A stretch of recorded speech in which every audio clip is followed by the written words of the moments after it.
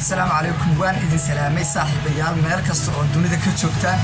waa ninkii Axmed Faarax ahay oo maanta barnaamijyada hore ka barateen barnaamij ka duwan idin wada warmaanta wax kala ma ahan waxaan maanta halkaan hambalyo ka soo laabta ka soo go'day uga diraya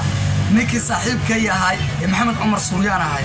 iyo gabadha walaashay ahayd ee qoyska ku soo biirtay ee Nasteex Ismaaciil Ciise waxaan idin leeyahay hambalyo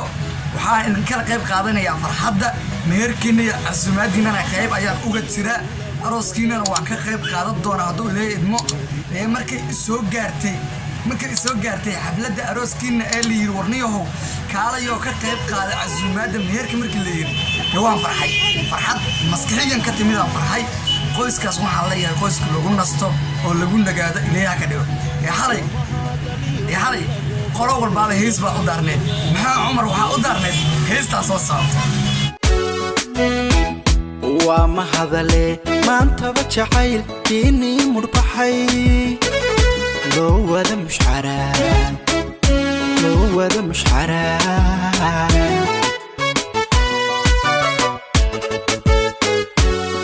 hagaag hadda waxa soo dhageysateen waxay ahayd tii u daarneed xalay maxaa Cumar Suryaan bal imikana aan idin la wadaago heestii u daarneed gabadhii Nasteexahay inaan ka dhabaynana u dhafraya dhawaan meerkeen ma dheeraarasku hagaag markale isku soo noqod wanaagsan warday qoyskaas ku soo kordhay dunida waxaan leeyahay qoysku lagu nasto oo lagu nagaado oo lagu baraaro barwaaqo lagu galo ilaahay ka dhigo casuumaadda meherkiinana waan ka qayb qaatay maasha Allah si weyn ayay soo gaartay adinkan waxa idin leeyahay maxay ka gaadho ubad lagu nasto oo lagu nagaado oo adinka saan isku baranay ubad aan isku baranno oo markii hor yimaadaan abti iyo adeer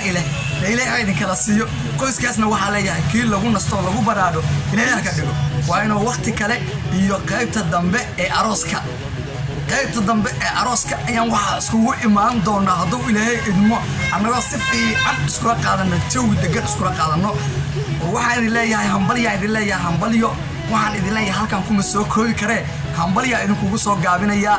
insha Allah waa inuu waqti kale iyo arooska oo ku dhaco si nabad ah farxadii iyo casuumaadii meherkana waa idin kala qayb qaatay saa ugu soo gaarsiinayna waa ku mahadsantihiin waan idinkaga mahadcelinaa walaalkay Maxamed Cumar Suryaan iyo Nasteex Ismaaciil Ciise hambalyo